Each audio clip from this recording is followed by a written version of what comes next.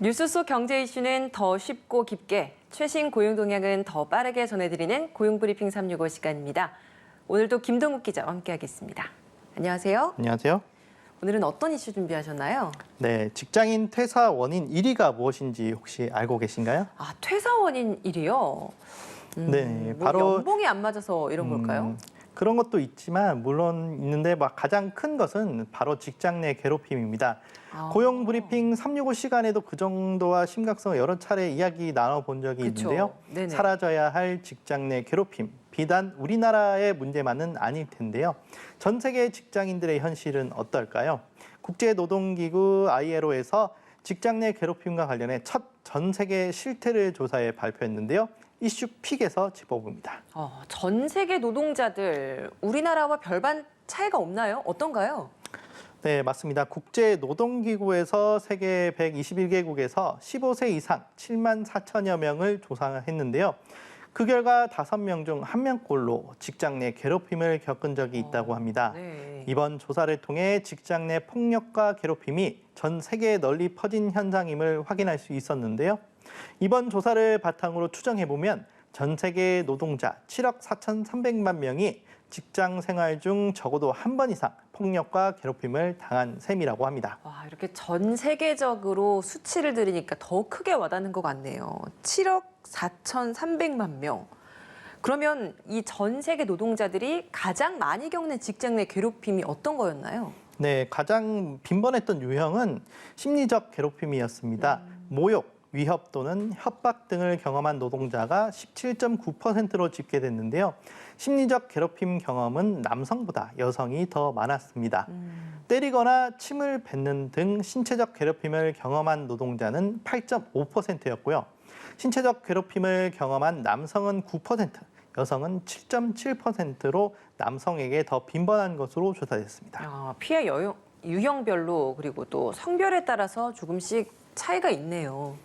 네, 그뿐만 아니라 세 가지 유형 가운데 성별에 따른 피해 경험의 차이가 가장 큰 것은 역시 성적 폭력이었는데요. 네. 남성은 응답자의 5%가 피해 경험이 있지만 여성은 8.2%가 피해를 봤다고 답했습니다. 여성은 남성보다 심리적 폭력도 더 당한 것으로 나타났지만 그 격차는 성적 폭력보다 덜했습니다. 여기에 사회적 약자들 역시 직장 내 폭력에 훨씬 취약한 점도 이번 조사에서 엿볼 수 있었습니다. 사회적 약자라고 한다면 좀 더 구체적으로 어떤 사람들을 말하는 건가요? 네, 우선은 나이도 여기에 속했는데요. 네. 15살에서 24살 노동자 중에 23%가 지난 5년 사이에 폭력을 한 차례 이상 당해 55세 이상자보다 2배나 많았습니다. 특히 이주 노동자의 22%가 지난 5년 사이 피해를 봐 비이주 노동자보다 더 큰 위험에 처해 있었는데요. 이 가운데서도 여성 이주 노동자 중 피해자는 26.6%에 달했습니다. 네. 국제노동기구가 직접 나서서 이렇게 대규모로 처음으로 설문조사를 실시한 그 결과인 만큼 국가별로도 차이가 있는 게 드러났을 것 같아요. 국가별로 차이는 어땠나요? 네, 지역별로는 미주 대륙에서 전체 직장 생활 중 폭력과 괴롭힘 피해 경험자가 34%로 가장 많았습니다. 다음으로는 아프리카, 3위는 유럽과 중앙아시아 등이었는데요. 국제노동기구는 성별과 장애, 국적이나 민족, 피부색, 종교 등을 이유로 차별을 경험해 본 사람은 그렇지 않은 사람보다 직장 내 괴롭힘을 경험할 가능성이 더 컸다고 지적했습니다. 또 소득별로는 통령과 달리 고소득자가 폭력과 괴롭힘을 가장 많이 당했다는 결과도 있습니다. 국내에선 사실 이렇게 직장 내 괴롭힘을 당해도 어디 말할 것 없이 속으로 삭히는 경우들이 굉장히 많거든요. 해외 사례는 어떤가요? 네, 괴롭힘을 당했다고 응답한 노동자 중 54%만 자기의 피해 경험을 주변에 알렸다고 했는데요.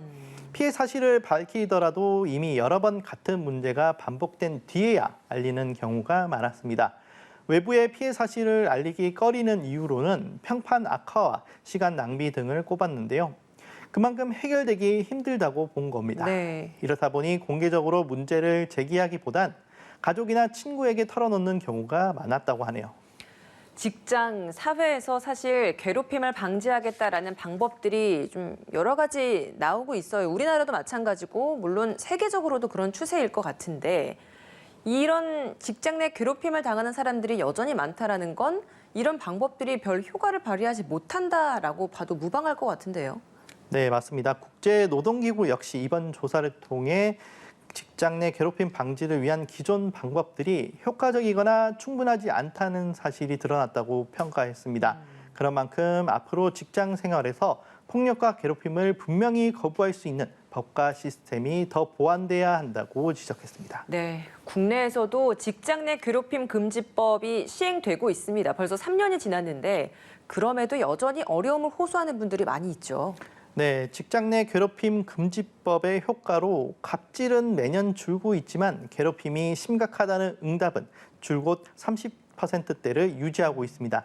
근로자가 체감하는 괴롭힘은 여전히 많다는 뜻인데요.